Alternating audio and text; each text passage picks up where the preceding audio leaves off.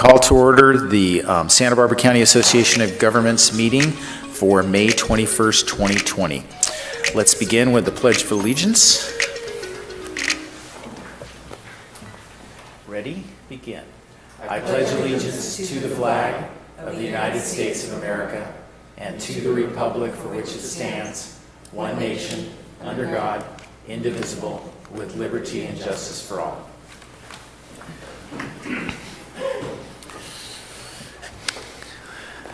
Let's see, I forgot to ask for a roll call. Let's go back. Thank you, Madam Clerk. Director Williams? Here. Hartman? Here. Murillo? Here. Adam? Lavanino? Here. Johnson? Here. Rubalcaba? Here. Mosby? Here. Patino? Here. Sierra? Here. Parodi?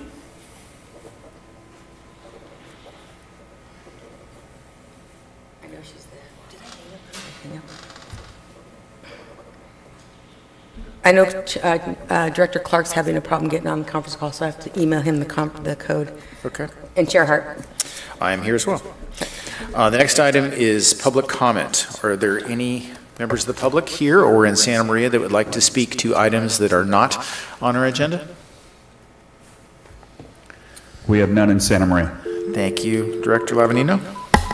Mr. Chairperson, there is a public comment letter included with the agenda. Okay, thank you. Should we have somebody read that into the agenda? Is that? Welcome to the County of Santa Barbara. I can read it. Okay, please, thank you. To all SBCAG members, Governor Newsom has announced a $53 billion deficit and will spend on top of that $21 billion in reserves. This means the state of California is facing approximately $75 billion deficit. Since the state of California does not have the revenue to support services to the state, CAB urges the SBCAG immediately suspend all excess projects, events, and spending.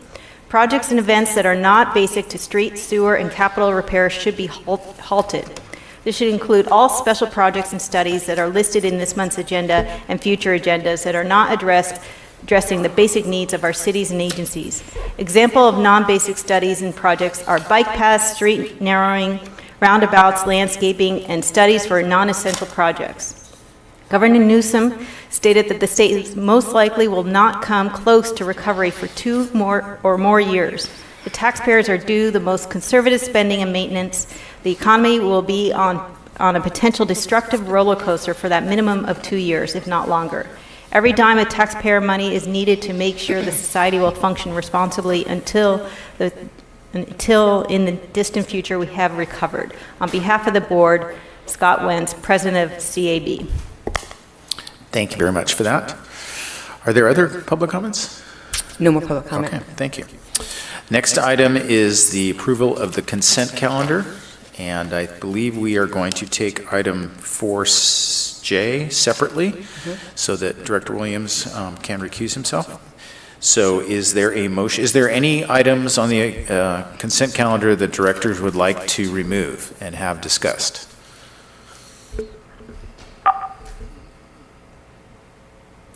Hearing no one, then we'll proceed, and I guess we could have a motion for all of the items on the consent calendar with the exception of item 4J. So moved. Director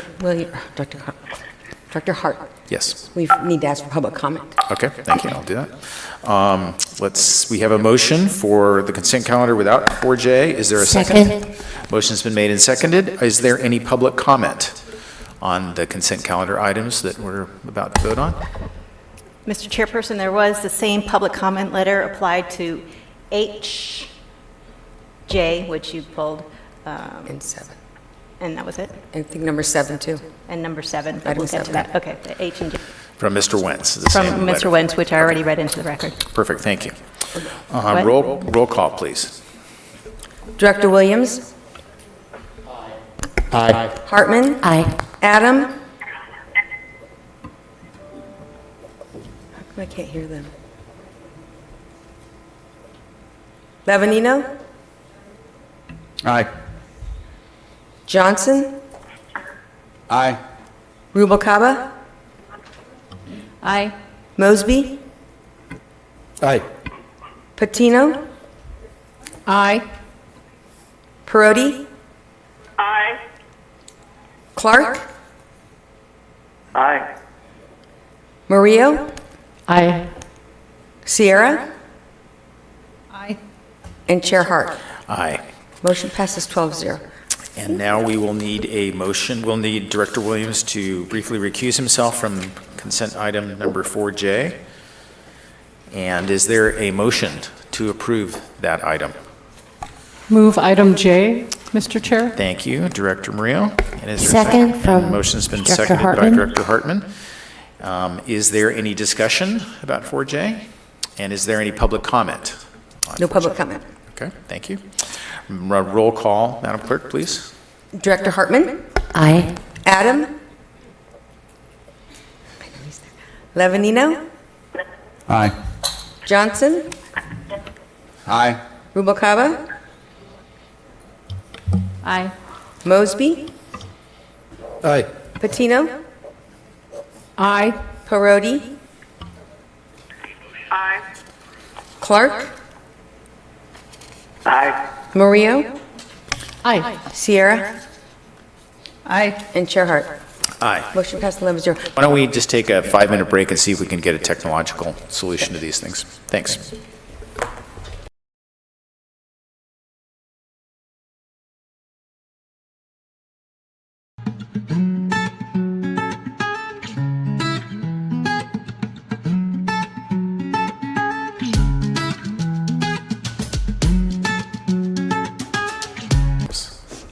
We'll reconvene the SBCAG board meeting now that we've worked through our technical issues.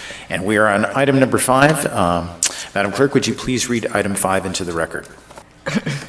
Item 5, fiscal year 2020-21 overall work program and budget adoption. 5A, adopt resolution 2008 approving the SBCAG overall work program and budget. 2, a 3% cost of living adjustment COLA for fiscal year 2020-21 for SBCAG staff and Executive Director Kern pursuant to section of the Agreement of Employment between SBCAG and Executive Director Kern. And 3, funds for one full-time equivalent position and a previously authorized position. 5B, receive a summary report for the final action regarding the salary of the Executive Director in accordance with Government Code Section 54953C3. 5C, approve and authorize the Executive Director to file and execute all necessary applications, overall work program agreements with Caltrans, certifications and assurances that may be required to receive the federal and state funds requested to finance the activities described in the overall work program and comprehensive budget for fiscal year 2020 through 21. Thank you, Ms. Contreras. Executive Director Kern. Okay. Last month, we talked about the overall work program and comprehensive budget. We went through the mission and vision and the purposes of this this document and the budget. But last month, we had some questions regarding the proposed cost of living increase, as well as the 2 positions that we're adding, plus there were some questions about our revenues and our assumptions and whether or not they were still valid. So we went through the budget again based on the new information that we have since the COVID-19 public health emergency elapsed or is ongoing. We did see that our overall budget, we did adjust the numbers slightly. I'm on slide number 4. Thank you. And so that you'll see this, our revenues, our funding sources are fairly robust. There weren't that much change in these revenues. There was a slight decrease based on the sales tax, and I'll go through that in a minute. But overall, all these programs, these are separate funds in our budget, and we are fairly confident that we'll continue to be strong. Our fund balances for the end of June 30th, 2021, we expect our general fund to be over $1 million, 1.1, almost 1.2 million, which is in our reserve expectations that we anticipate. And also the other budgets are very healthy as well. SAFE, almost 600,000 in reserve. Clean Air Express, 2.4 million in reserve, and Measure A, 13.9 million in reserve. So overall, even with this budget deficit that budget impacts that we're experiencing through the COVID-19, we are still a fairly healthy organization moving forward. Next slide, please.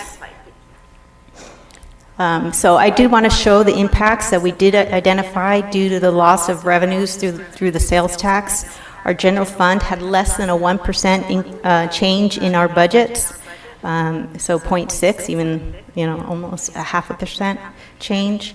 Our SAFE fund is all vehicle license fees, so that did not experience any changes. Our Measure A program, which obviously had the greatest hit, because that is our sales tax revenue that we see. And you'll see that we had a $1.2 million loss, 7.7% for the next fiscal year.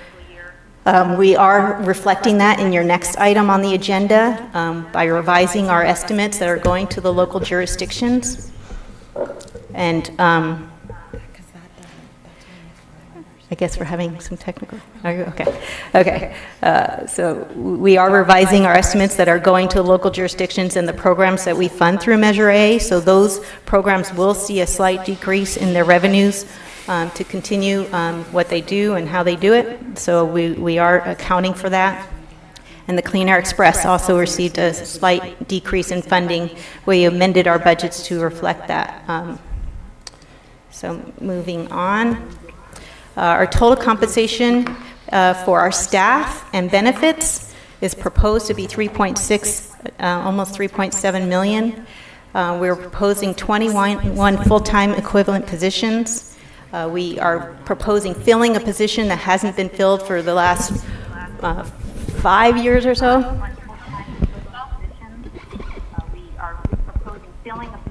No, I'm hearing feedback on the phone, so. Okay, I'm hearing myself talk to me, so, okay. So, we are anticipating, I'm getting flustered here. Okay, we are adding, we're proposing funding a position that hasn't been funded for the last 5 years, an administrative person to deal with contracts and procurement.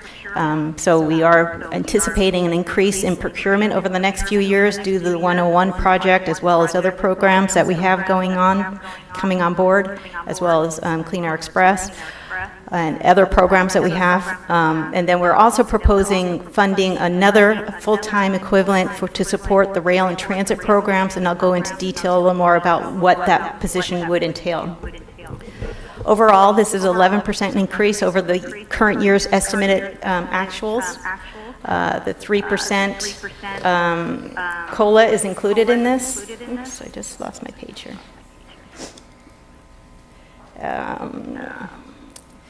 And then this is based on a resolution that was passed in 2015 when we did the last classification and compensation study or plan that was approved in September of 2015, that every year we would propose a COLA based on the CPI of that current year.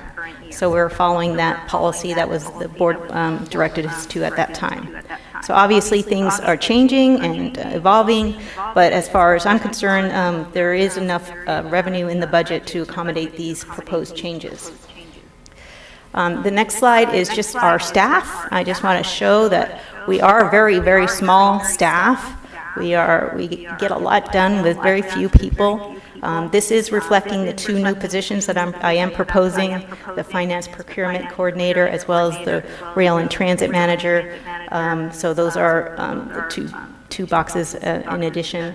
But overall, We've been getting a lot done with the 20 people we have on board, or excuse me, 19, and we're adding to 21. So I'm very proud of my staff and the way we've handled all the work that has been coming to us, and we accommodate requests when they come and try to get things done accordingly. So I just want to show how proud I am of our staff and what we've accomplished since I've been here, and I'm sure even before, but here I am, and I'm proposing 2 more positions. The next slide is just showing a detailed breakdown of the increase between the prior year's budget salaries and how we got to almost 7 million. So normal merit increases amount to about 20,000 over the fiscal year. This is very low, to be honest with you.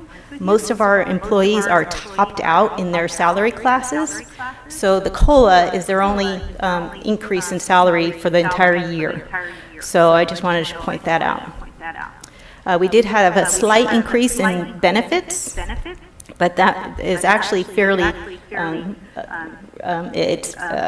fairly reasonable. It's actually our retirement increase. We did not increase any of our medical or health benefits because we have a cap at 527. So that is a fixed cost for us as an agency. So we didn't have any increases there, just the retirement increase that is out of our control. The cost of living adjustment is about $90,000 of cost to provide all employees a 3% increase in their salaries. We did anticipate possible promotions and reclassifications throughout the year, and a minor increase of $16,300. The funding for the 2 positions, as you can see, is $106,000 and $120,000 respectively, one for the funding of the admin position and the addition of the rail and transit position. So that would equate to the difference between the 3.3 million and the 3.6 or 3.7 million. So I just want to let you know that. And the total proposed increase is $378,100, with the new positions being $226,800.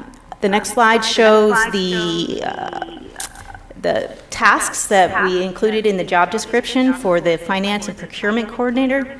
I see this as a vital position for our staff. We adopted procurement procedures in 2017 and have relied on the existing staff to ad hoc, basically pick up the slack to do an RFP at that point in time when we had a procurement happening. So most of the staff has been learning as they go each time they have a procurement. I would prefer to have a professional person who's responsible for making sure that we are doing our procurements by the book and making sure that they keep all the paperwork in line. I'm anticipating that we are going to be going through some federal audits in the near future, and procurement is high on their priorities of making sure that we're doing what we need to do when we go out to bid on things, and actually go out to bid when we do have a contracting out opportunity, that we are going out to bid and getting the best possible price for our products and services. So this is a pretty important position for me to make sure the agency is following the federal and state regulations regarding procurements. And also, I think it's also a good thing for the economy. We are using our funds and getting people hired and getting jobs done. So this will facilitate making sure we're doing it in a proper manner. Not that we're not doing a proper manner now, but we can always do better. The next position is the rail and transit manager. We had discussed this at the subregional level, at the North County subregional. This would assist our director in administrating our transit and rail programs.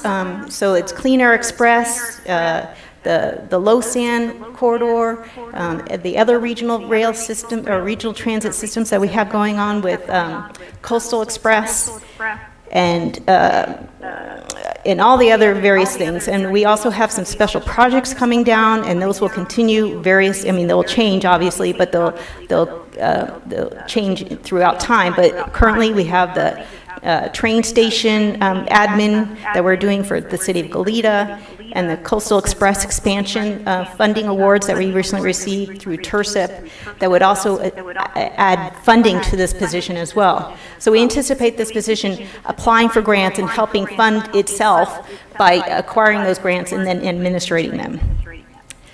So, and also providing a lot of customer support. I think, you know, Scott Spalding is one person, and he's been handling a lot of customer interactions and doing a great job. But it would be nice to have others who are just as capable in dealing with our customers on the bus and in other venues.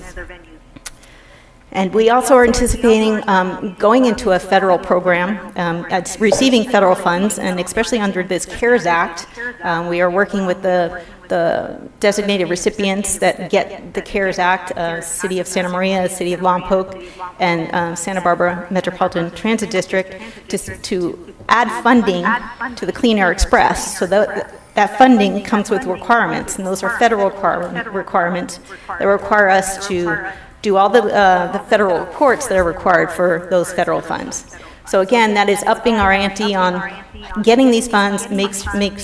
We have to be more responsible for receiving those funds, and that means more work, to be honest. Okay. I think okay, this is a breakdown of the funding that we have for the Rail and Transit Project Manager. I just wanted to show that is not just all Clean Air Express. 43% of it is funded through Clean Air Express. We did have some assistance through the traffic solutions in the past. That was at 50%. So basically, we're taking that 50% and using it to fund this position as well. So Clean Air Express is providing some of the funding directly from the Clean Air Express budget. The Coastal Express budget as well is providing funding. The commuter rail program that we have, and the TIRSIP, and various other funding programs. So it's not all Clean Air Express, and that's the point I want to make. Okay, in summary, I said this last month. I still believe it, and I wouldn't say it if I didn't believe it. Our expected revenues are sufficient to meet our expenses.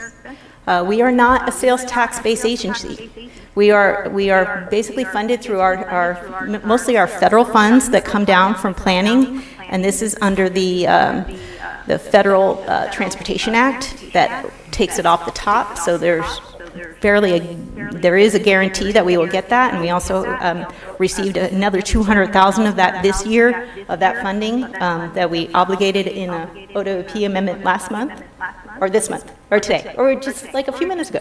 Yeah. So our funding is stable, and I know it feels weird that we are not impacted like most other jurisdictions are, but we're not, and I just want to make that point. So we do have a history of using our stable funding to fund our core functions, and that's almost all of our staff. And then we use our competitive grants to fund our projects. So those are, we've been very successful in getting grants, and then we use those to get those projects implemented and out on the ground. So we have a stable funding source. We have a stable philosophy on how to use those funding sources, and my recommendation is to approve this budget. And our overall impact of the sales tax on our budgets is minimal.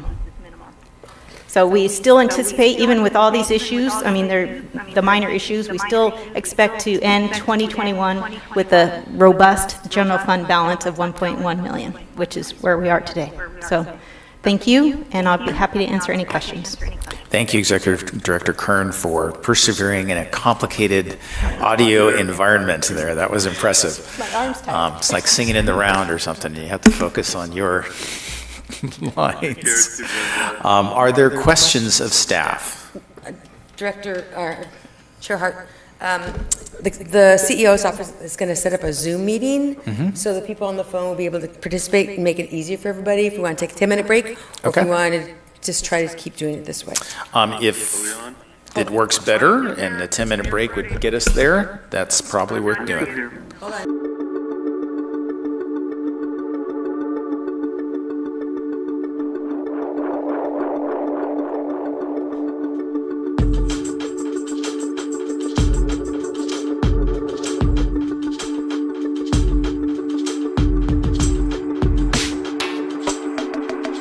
for their patience. This has been challenging, but we're going to get through it.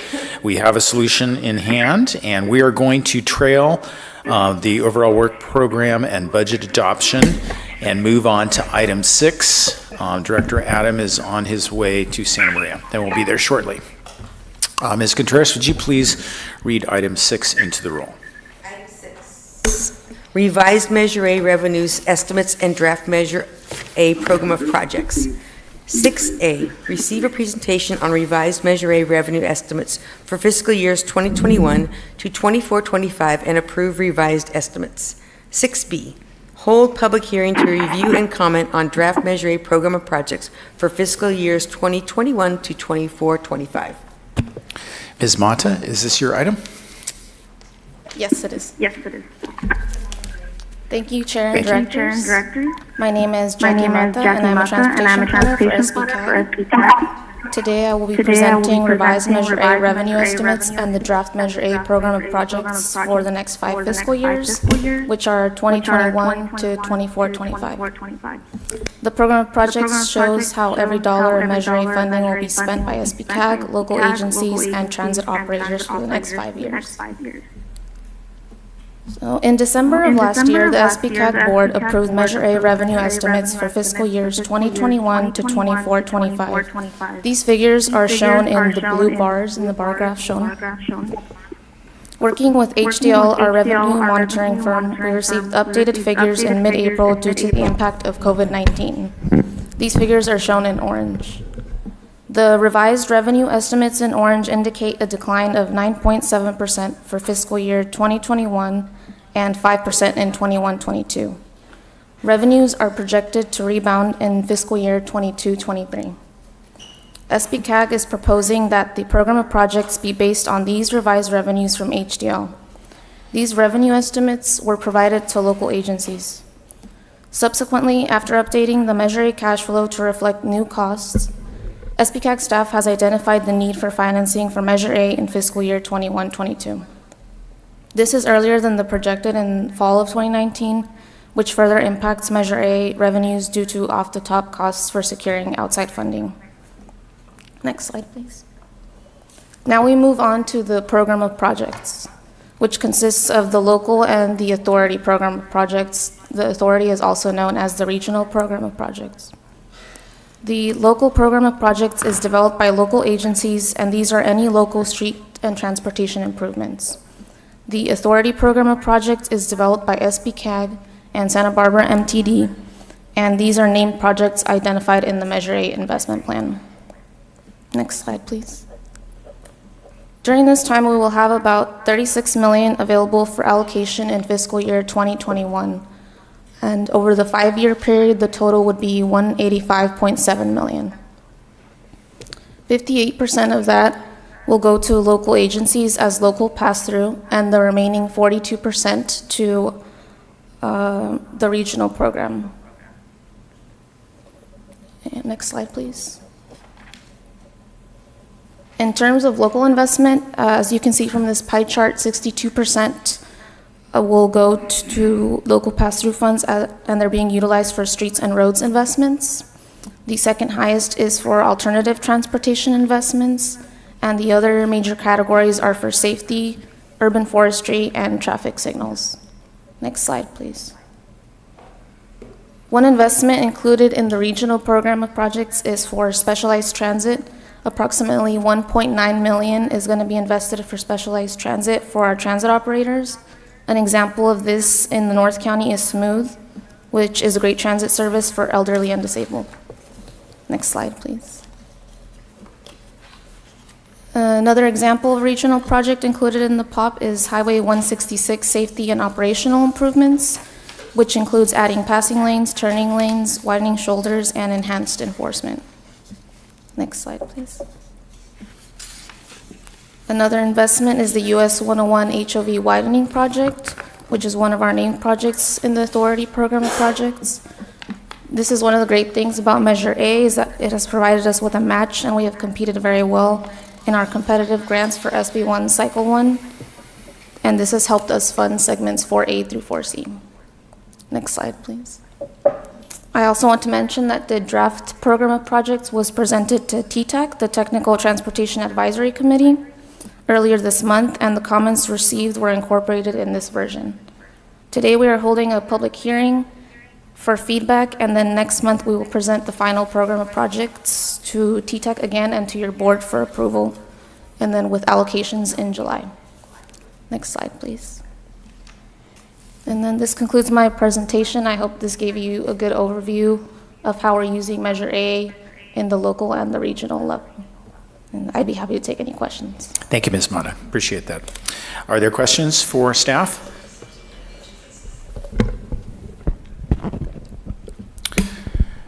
Director Lavanino, any questions from Santa Maria? We couldn't hear that presentation, I'm sorry. No, I'm just kidding. There are no questions. I knew you were kidding. Everybody else here did not, and but that was well timed. Any questions from any directors on the phone? Okay. Then, is there any public comment on the item? No public comment in Santa Barbara. There's Peter. Director Adam has arrived. Okay.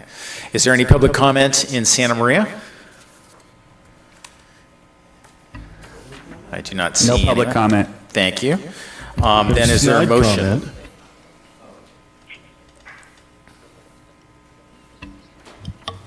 I motion Director Rubalcaba. Okay, Director Rubalcaba has made a motion, I'll second. and the motion's been seconded. Any discussion? Roll call, please. Director Williams? Aye. Hartman? Aye. Adam? Abstain. Lavanino? Aye. Johnson? Aye. Rubalcaba? Aye. Mosby? Aye. Patino? Aye. Perotti?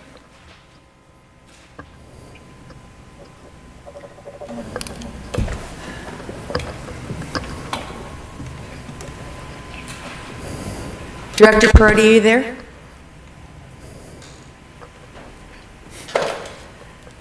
Clark?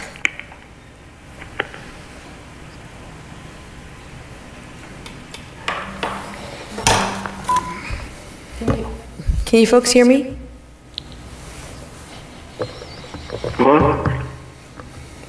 That's Director Clark. Director Perotti, are you there? Hello? Can you hear me, Director Clark? Aye. Thank you for your aye vote, Director Clark. Director Murillo? Aye. Director Sierra? Aye. And Chair Hart? Aye. Motion passes 12-01. Okay.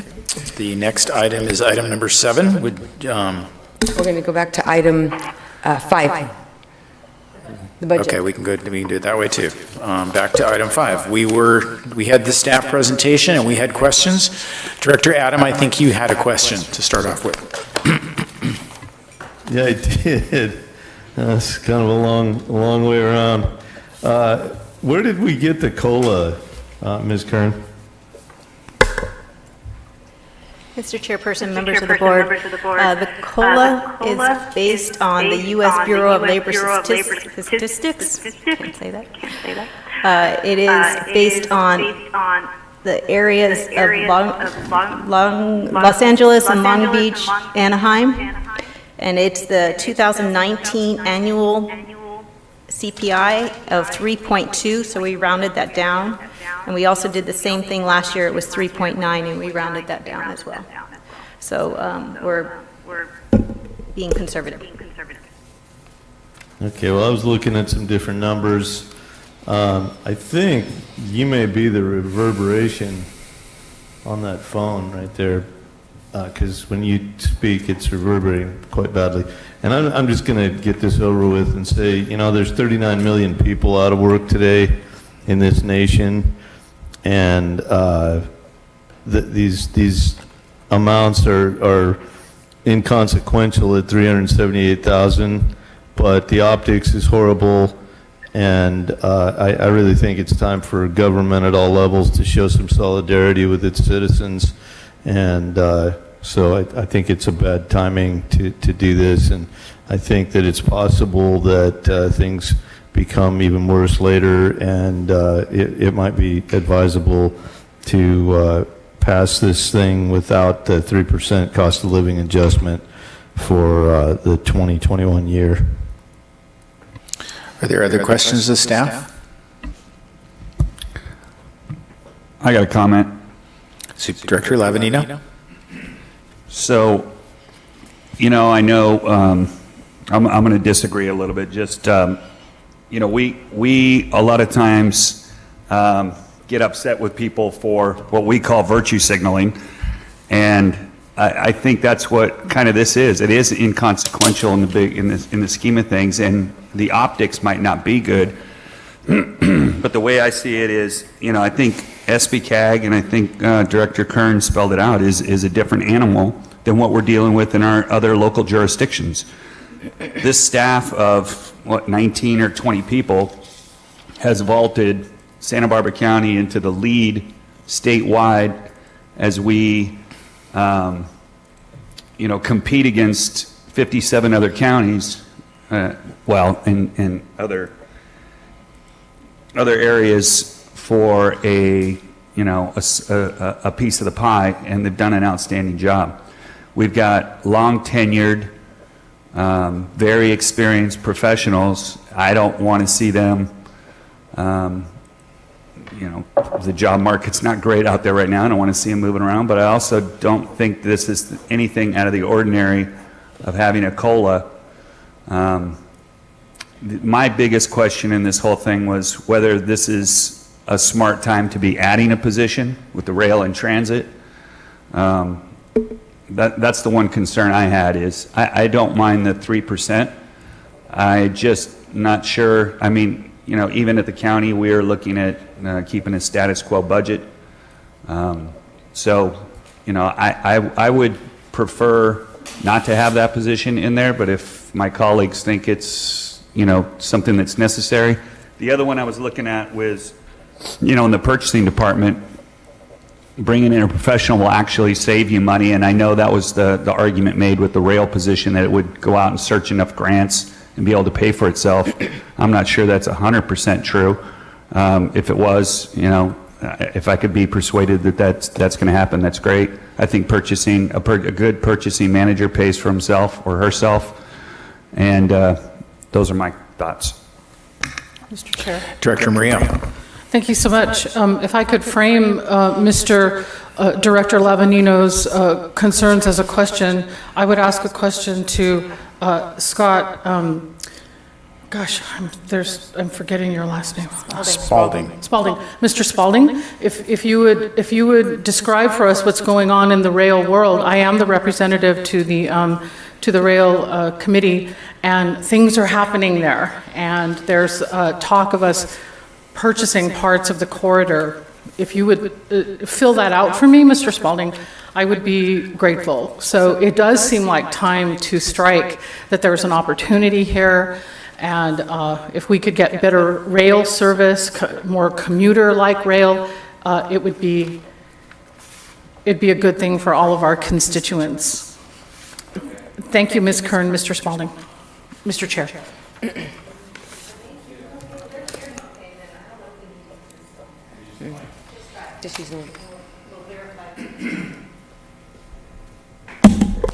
I'm doing a sound check for Santa Maria. Can you hear me? Okay. How about the people on the phone?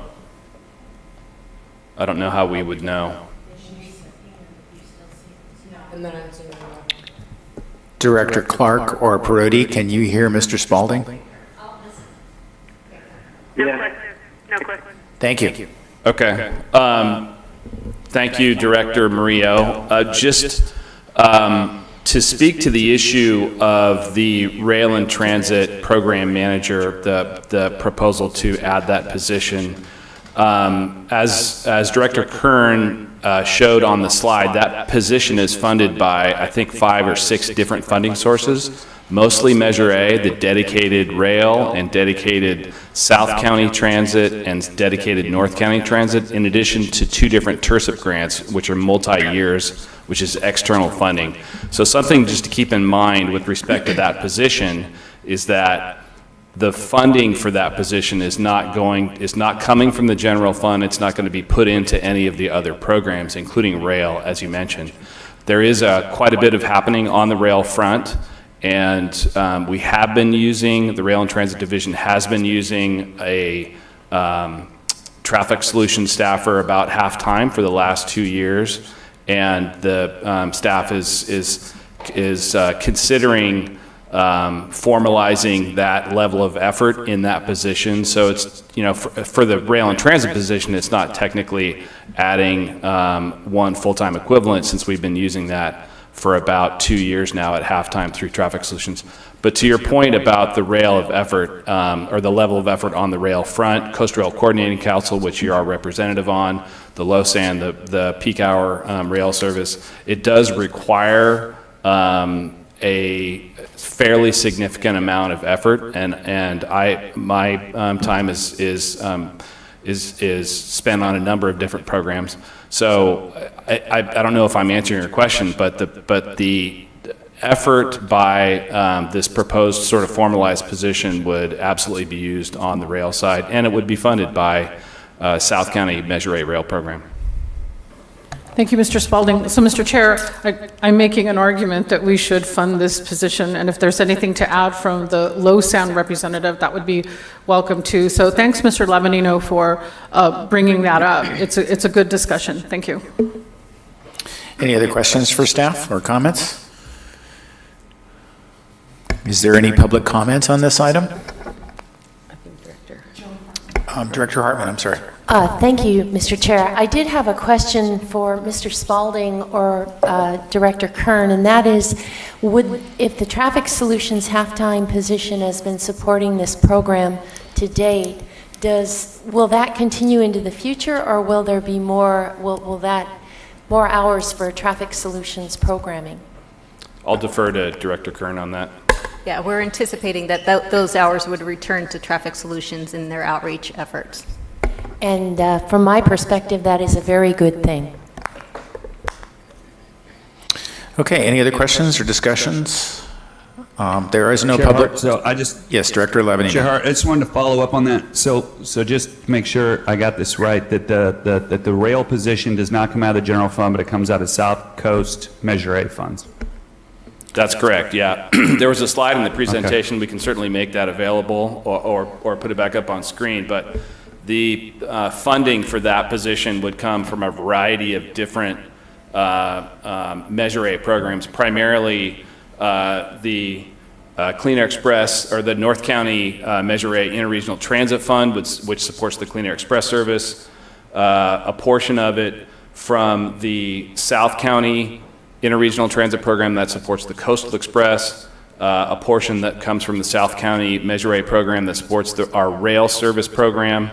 And these are actually adjustable as well, but this is what was in the original draft budget, in addition to the external funding from those 2 TIRSIP grants. So this is why we wanted to put this slide up, to show you the funding sources for this particular position, which again does not impact sort of SBCAG in general.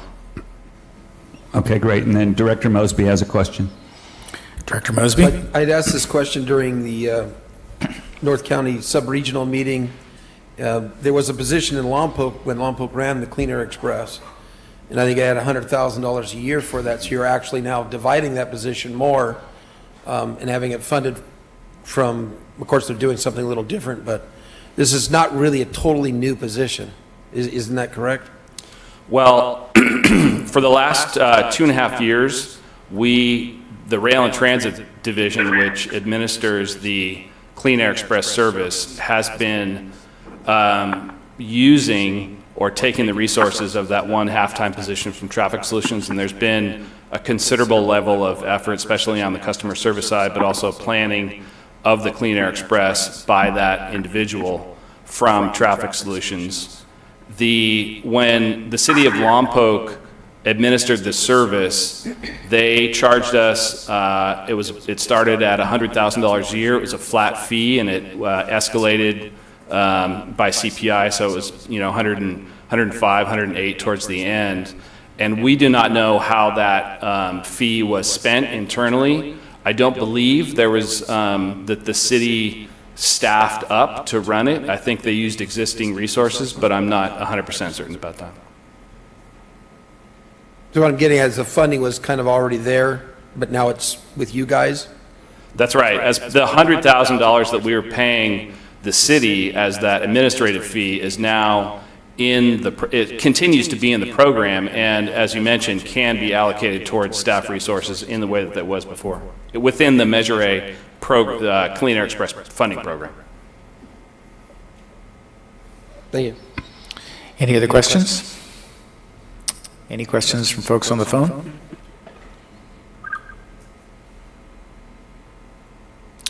And I don't believe we have any public comment. We don't have any public comment here in Santa Barbara. There is no public comment in Santa Maria that I can see. So the matter is to the board. Director Murillo. Would this be the time for a motion, Yes. Mr. Chair? Mm-hmm. So I would move, with thanks to the staff for working on the overall budget, the overall work program and budget, moving recommendations A, B, and C. And Director Hartman seconds. Motion's been made and seconded. Roll call, please. Director Williams? Aye. Hartman? Aye. Adam? No. Levanino? Aye. Johnson? No. Rubalcaba? Aye. Mosby? No. Patino? No. Perotti? Aye. Clark? Aye, and please speak up. Murillo? Aye. Sierra? Aye. And Chair Hart. Aye. Motion passes 8-4. Okay.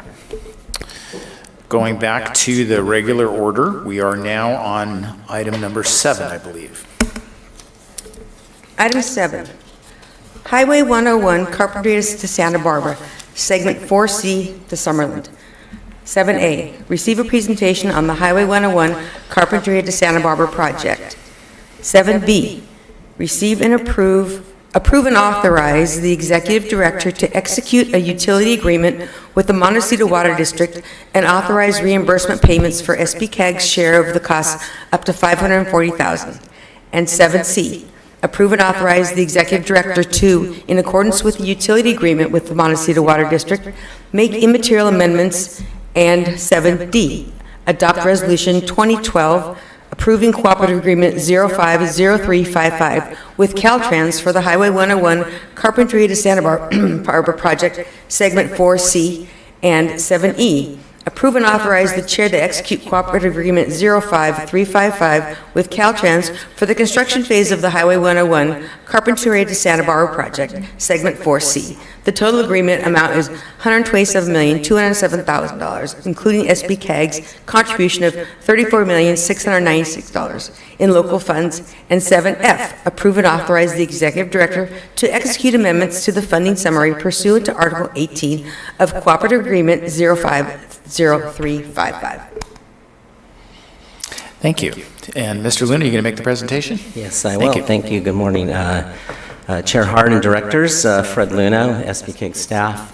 Quick update on, take this opportunity to provide you an update on our Highway 101 improvements. As Ms. Mata had indicated earlier, we do have the first 3 segments, segment 4A, B, and C, in construction. And I just want to say at the beginning is that as we've been transitioning over the last 3 months and trying to deliver these projects with the change in the environment and how we work together, the team has really coalesced with Caltrans, the SBCAG team, and our consultant team to get the 4A project started in construction. So you may have seen construction starting there in April, and we're ready to start construction in the next segment, segment 4C, which we call the Summerland segment.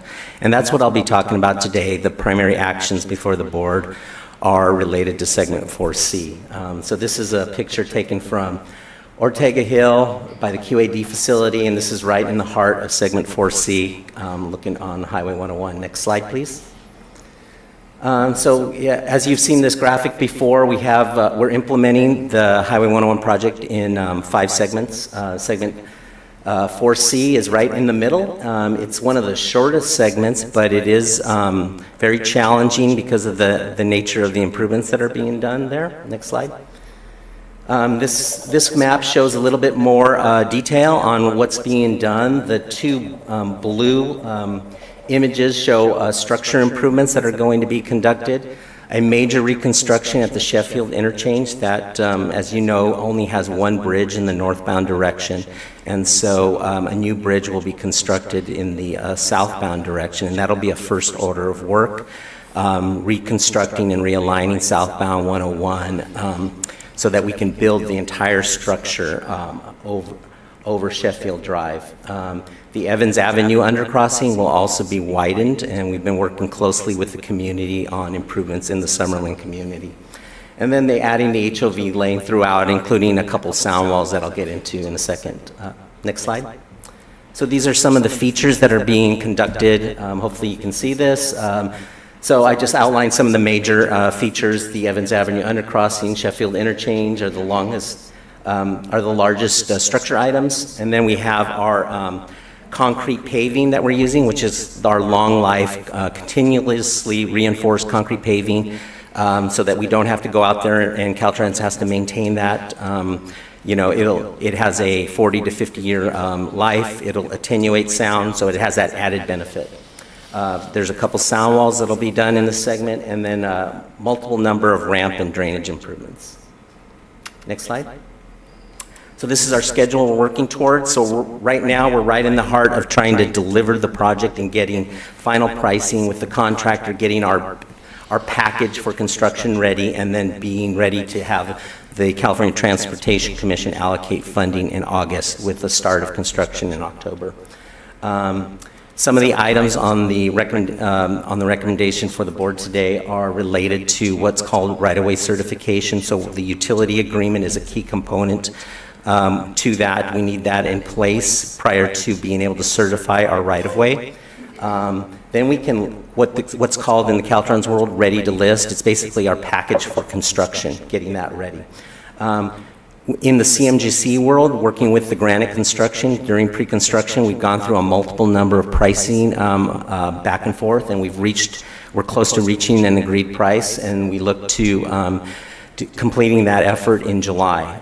They have certain work that they do themselves, and then they certain work that they subcontract out. So right now they're in the process of doing their procurement for subcontracting, and once they get those back, they plug that into the final estimate, and then we round that out.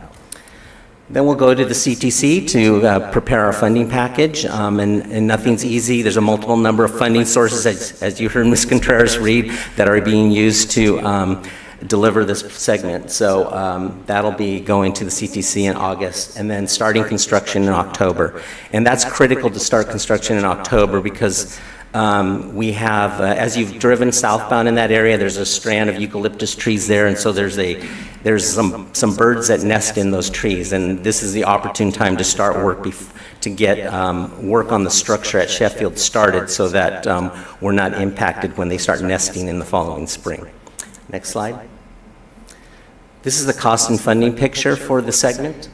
So we have a multiple number of funding sources. I think at the very top you can see the shop is the Caltrans maintenance and rehabilitation funds that have been brought to bear. Overall, $184 million were able to be gained from that program through Caltrans for A, B, and C, $44 million for this segment in particular.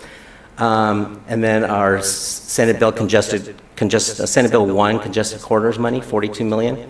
We have a minimal amount of our regional state gas tax money. Measure A is contributing $30 million, so $33 million approximately. This is the first segment that Measure A has a real large stake in delivering the construction. In segment 4A, we had a small amount in that one. We're using some RSTP funding from our 101 reserve, and then we do have some highway improvement program federal funding that we're adding to that. So in the entirety, $127 million. If you really look at all the segments, A, B, and C, it's about $350 million worth of work, and we'll be coming back to the board in the spring or early next year when we talk about segment 4B. Next slide. I just thought I'd take the opportunity to share some of the evolution of some of the designs on what we're building out there based on the meetings with the boards of architectural review on the Montecito board and the South County board. So this is the Evans Avenue undercrossing. I think I've shown a version of this before. It's evolved in some sense that with the community identifier, you can see that working with the Summerlin citizens, they really wanted to see some place naming for their community there, and so that's been added, and some modifications to the light poles and then the slope paving underneath. Next slide. So this is looking from the mountainside, looking down to Lookout Park to the ocean from Lily Avenue, and same kind of thing. The landscaping is going to be improved in that area. Next slide. And then this just shows a depiction of the landscaping. So our progress to date is that we have received preliminary approval from the South County Board of Architectural Review. We received concept approval last September, and we have one final meeting scheduled for June 19th to get final approval. Next slide. Sound walls, there's two sound walls in this segment. There's one as you're going northbound right by the Ortega Hill Bikeway, so that'll be added, and you can see that it's a combination wall that has that in and out block texture that's being constructed down in Linda Casitas and Carpinteria, and then a plexiglass component at the top to maintain coastal views for folks behind there. And then there's another sound wall you can see at the bottom there in the foreground, kind of hidden by some of the proposed landscaping, but this will be between the ramps and 101 and North Jameson, and that'll continue north towards San Isidro. Next slide. So the Sheffield interchange I mentioned before is a huge component, and this is the structure that was approved by the Montecito Board of Architectural Review, and we did get final approval on that on April 30th. It has a slight coloring of the concrete. That's what was chosen here. Maybe not as dark as what you're seeing in Carpinteria, but that was what was chosen there, with some capitals on top of the columns, and then that standard timber railing that we see throughout the corridor. And then the Sheffield landscaping. So this is an opportunity to upgrade the landscaping in that corridor, add some skyline tree elements, and that was really what the Board of Architectural Review desired in that area, with an emphasis on some of the coastal trees like Monterey cypress, and then local trees like the coast live oaks. Next slide. Then I'll just go through these real quick. This is what the sound walls will look like, very similar to Carpinteria, and then the guard railing will have a coloring tint to that. Next slide. The gore paving, this is the area between the ramps and the main line, will have a cobblestone effect in earthen tones. And then the median barrier is kind of having a unifying element throughout the corridor, so that sandstone color that we're seeing, but then we've added that same in and out texture band that kind of mimics what's going on with the sound walls. Next slide. This slide relates to the one item on the agenda with the Montecito Water District, a utility relocation. So we were able to eliminate all the proposed utility conflicts except for this one, and so that's the good news story. This one with the Montecito Water District shows a number of different facilities. I can orient you. So down at the bottom is Fernald Point, and so they serve Fernald Point through a crossing under 101, and they also have redundant service that comes around on Fernald Point Lane. That service under 101 will be impacted when we do some of the drainage facilities. So the Montecito Water District is going to abandon their old facility, and then they decided to jack and bore under the new length of Highway 101 from outside the Caltrans limits, go underneath the railroad and add a new facility Our engineering team has evaluated that along with Caltrans, that it's an adequate facility. It's not a betterment for the Montecito Water District. The cost sharing was based on old record maps of what their facility and who had prior rights. So the cost sharing is approximately 55%, 45%, with SBCAG sharing the 55% as the owner representative in this case. And then, so that ends up being about $540,000 when you add some contingency. So the Montecito Water District has a design that's shown here, and then they will bid this project out and get a contractor. And so we are still working with them on the language along with Caltrans to finalize it. So well, one thing we're asking the board to do is delegate authority to the executive director to sign that agreement, and then we can finalize it as long as there's no material changes to the agreement, and the cost is going to remain fixed. So it has to do with some of the other clauses as to how they procure that, having some control over those costs, and that type of thing. And if county council wants to speak to that, they certainly can. Next slide. So these are the recommendations before the board. I mentioned the wanting to get the agreement delegated to the authority to have Director Kern sign. Adopt the resolution that allows us to enter into the co-op agreement with Caltrans, and then approve the co-op agreement with Caltrans in the funding profile that's been presented. And I'll be happy to answer any questions. Are there questions for staff from directors? So just so I understand, the Montecito Water District, it's a total cost of $1 million. SBCAG share is $540,000, and the water district is paying the difference, something Yes. in that order of magnitude? Yeah, and they've taken that funding mix to their board, and they've approved reaching an agreement with SBCAG and funding their share of the costs. Got it, okay. Any public comments on this item here in Santa Barbara? Oh, there's no public comment right now, but we did receive a comment letter from Mr. Tom Becker that you should have received in your board packet. Thank you. Any public comment in Santa Maria?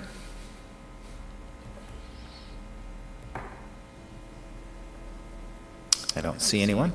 Okay. And the matters to the board. Somebody like to make a motion? So moved. Motion's been made and Second. seconded by Director Murillo. Roll call, please. Director Williams? Aye. Hartman? Aye. Adam? No, I'm Aye. Levanino? Aye. Johnson? Aye. Rubalcaba? Aye. Mosby? Aye. Patino? Aye. Parodi? Aye. Clark? Aye. Murillo? Aye. Sierra? Aye. And Chair Hart. Aye. Motion passes 13-0. Thank you, Mr. Luna. The next item is the Measure A North County Safe Routes to School and Bicycle Pedestrian Program. Actually, I guess I just read it into the record. So, Mr. Toningson, would you please make the staff presentation? Thank you. Absolutely. Thank you, Chair.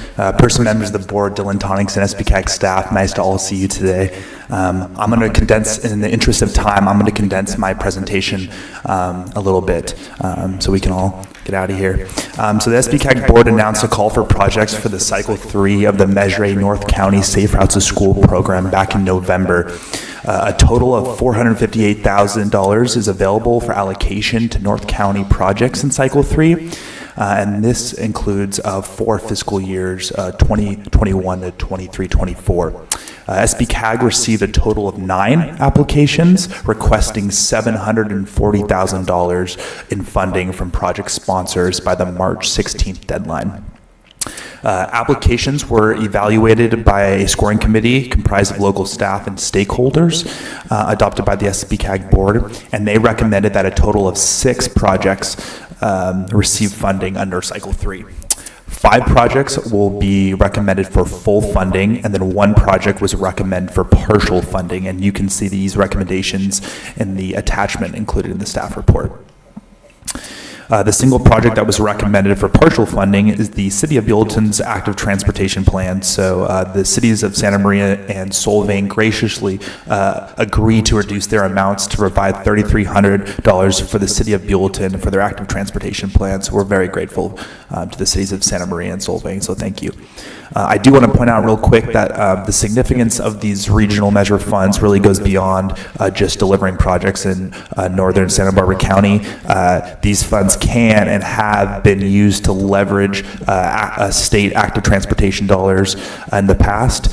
Cycle 5 of the active transportation program applications will be due in September 15th with adoption in March. So these regional funds are very important in terms of securing outside funding as well. In terms of next steps, each project sponsor receiving Measure A funding through the program will be required to engage in a cooperative agreement with SBCAG, and staff will be working with our local jurisdictions to execute these cooperative agreements moving forward. The projects recommended for funding by the scoring committee were presented to the North County Subregional on May 13th, and that subregional recommended your approval today. Thank you very much. I'm happy to take any questions. Thank you, Mr. Tonningson. That was very fast and efficient. Are there questions of Mr. Tonningson? Anyone? Is that Director Mosby with a hand signal there? I can't tell. I guess not. Okay. Any questions here? Anyone on the phone with a question? Any public comment anywhere? No public comment in Santa Barbara. Then we're ready for a motion. Would somebody like to make a motion? Receive and file, or actually, I guess this is just a, no, approve. Director Williams has made the motion. Is there a second? I'll second it. It's a North County thing. Maybe somebody wanted to jump in, but second. Okay, motion's been made and Holly seconded. Sierra, I'm seconding. There we go, Director Sierra. Very thank you. good. And a roll call, please. Director Williams? Aye. Hartman? Aye. Adam? Aye. Levanino? Aye. Johnson? Aye. Rubalcaba? Aye. Mosby? Aye. Patino? Aye. Parodi? Aye. Clark? Aye. Murillo? Aye. Sierra? Aye. And Chair Hart. Aye. Motion passes 13-0. Thank you, Mr. Tonningson, for that report. And the next item is the 1-minute reports from board members. Who would like to go first? Director Murillo? So in terms of our businesses opening up, our city has decided to close parts of State Street, which is really a big deal for us, and also do other accommodation for the public's edification. Dining on sidewalks, some retail stuff on sidewalks, and then something called a parklet, which is taking over an on-street parking spot that's adjacent to the curb and putting some dining tables out there. So, wow, we're really trying to help our businesses have more space so that they can open up and have safe social distancing. But closing parts of State Street is a pretty big deal for us. You can see I'm still kind of a titter about it, but thanks, everybody. Thanks. Are there other reports? Director Williams? Well, since you're chair, I'll just put out there the big news that the chair and board of supervisors have collectively is that the health order implementing the attestation to the state has gone out this morning, which means that late stage 2 businesses like dine-in restaurants, retail, childcare for non-essential workers can resume operations if they go through the steps that are on our recoverysbc.org website. I would look at recoverysbc.org/reopen-your-business to go through the self-checklist that you need to do and read the materials and safety plan to reopen. Thank you, Director Williams. Any other reports here? Director Hartman? Just piggybacking on Director Murillo, that the county is looking into a similar program. We already operate something like that in Isla Vista, but to allow businesses to expand into right-of-ways, and we're even looking at private setbacks, and that more to come soon from the county on that. I also would like to, I won't steal her thunder, but we did have, SBCAG had its first community town hall virtually this week, and it was a great success, and I thank everybody at SBCAG, and especially Mike Becker, who had the San Ynez Valley Highway Traffic and Safety study presented to the community, and to Mayor Toussaint, and to Mayor Sierra, and to Chairman Khan, who worked really hard on this whole project. Thank you, Director Hartman. Are there 1-minute reports from Santa Maria? Chair, this is Holly Sierra. I just wanted to piggyback on Joan's comment, the kudos for a very smooth virtual meeting, and especially to Michael as well. So that was mine. Thank you, Director Sierra. Any other 1-minute reports from Santa Maria? Director Patino? This is Mayor Patino. We are doing concrete repairs on Broadway and repairing the sidewalks. We have a lot of trees that the sidewalks have come up, so we're doing the sidewalks, gutter, curb, and curb ramps on South Broadway from Cook all the way south to Stoll Road. And we have the Russell Park rehabilitation. Our Recreation and Parks got a $900,000 CDBG grant to rehab Russell Park. It's one of the oldest parks we have in town. And that's about it. Thank you. Thank you, Director Patino. Any other reports? Rubalcaba? Yes, Director Rubalcaba. Yes, just thankful that we have our sidewalk project started, and on our main street, Guadalupe Street, and hopefully, looking forward to the Safe Route to School project as well. Thank you. Thank you. Any reports from the phone, Director Clark or Director Prodi? No reports at this time. Thank you. That brings us to our Executive Director's report. Ms. Kern? Thank you, Mr. Chairperson, members of the board. I just want to promote our teleworking webinars that we've been doing. We have 2 that we completed, and those are available on the Traffic Solution website. They're very, very helpful in promoting teleworking as we move through this coronavirus stay-at-home order, but even beyond. So the next 2 are talking about how do we continue with this teleworking as we evolve into opening our communities and promoting not using your automobiles to get to work every day. We're also outreaching on our regional transportation plan, Connected 2050. We're asking for you all to identify groups that would be interested in participating in listening sessions. So we're having online listening sessions in a way to gather input in the kicking off of the regional transportation plan. So if you have groups that might be interested in that, please let Mike Becker or myself know. Thank you for the kudos on the San Ynez Valley Traffic and Circulation and Safety Study. I also agree, it went very well. Mike Becker did an excellent job. We had a lot of planning that went into that and tried to avoid all the pitfalls that could happen.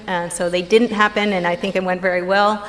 I think we had over 100 views on the webinar, and lots of public comment, so it achieved its goal, and you'll see that on your agendas coming forward.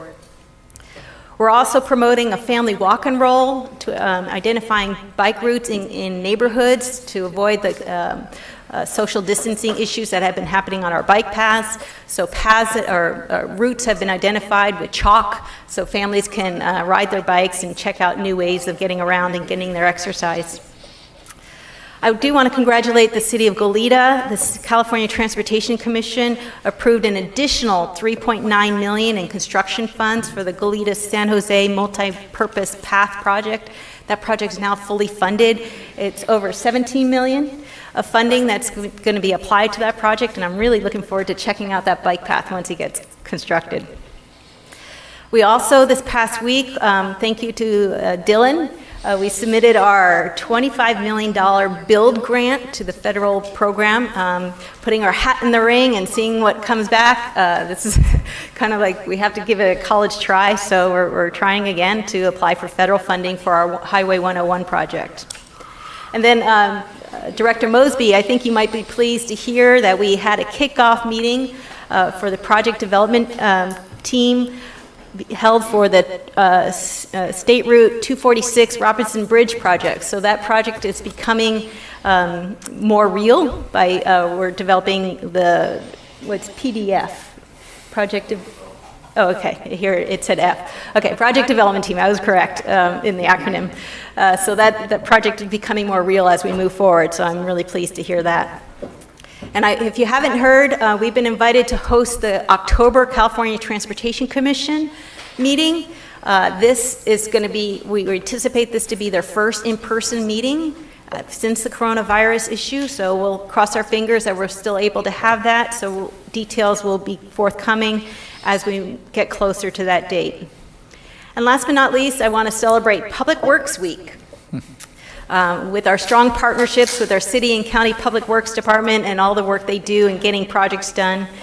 The rhythm of public works is the theme for the 2020 National Public Works Week, challenging citizens to think about their communities as a symphony of essential services working in concert to create a place to live, a great place to live. So thank you to our public works departments in celebrating Public Works Week. So Thank you, Executive Director Kern. Any questions for Ms. Kern? I don't see any. Is any questions on the phone? Okay, the next item is the Caltrans District Director's Report. Did I hear Ms. Lowe on the phone at one point? Yes, Mr. Chair, this is Eileen Lowe. Can you hear me okay? We're turning up the volume, but yes, you are connected. Thank you, Ms. Lowe. Should I try to turn up some volume here? No, we're good. Disconnecting. Is that okay? All right. Yes. Better. All right, yes, okay. Hello, everyone. This is Eileen Lowe at Caltrans District 5. I'm sending my greetings for good health for everyone. And I also would like to mention that on April 20th, we held our annual Fallen Workers Memorial. This was the 30th memorial in Caltrans history, and we honored, on April 20th, we honored the 189 workers who have fallen in the line of duty since 1921. This year, the memorial was a commemoration of display of orange cones near a bridge in Sacramento, because we were unable, as you know, to meet physically. But we all found creative ways to ensure that we would honor these folks who lost their lives trying to keep the rest of us safe and keep us all moving. I would like to take this opportunity to remind motorists to please continue to slow for the cone zone and be work zone alert. During the COVID time, we're certainly seeing a lowering of the congestion. There's much less traffic on the roads, but you might have witnessed yourself that speeds are going up, and that can still be a situation that gives concern to our highway workers. So please be mindful, be cautious, leave plenty of room in front of you, following the next car, and so on. Please stay alert, and please come home safely, and let our workers come home safely as well. And those are my comments for today, and perhaps you have questions for me. Thank you, Ms. Lowe. Are there questions for Caltrans? I don't see any. Are there any questions from folks on the phone? Okay, thank you, Ms. Lowe. Next item is our committee reports. There was a LoSAN meeting last week. Ridership, obviously, on the Pacific Surfliner has fallen drastically during the COVID-19 stay-at-home order. Fortunately, in the last couple of weeks, it is beginning to revive gently. And fortunately, the Federal CARES Act is providing funding to fill the budget shortfall for the Pacific Surfliner through September of this year, so there is not an urgent budget situation for LoSAN. And the Surfliner service to San Luis Obispo will begin on June 1st, reestablishing service to San Luis Obispo. So those are good things. That brings us to the end of our agenda. We are adjourned until Thursday, June 18th at 10 a.m. Thank you all for your patience today, and look forward to seeing you in a month.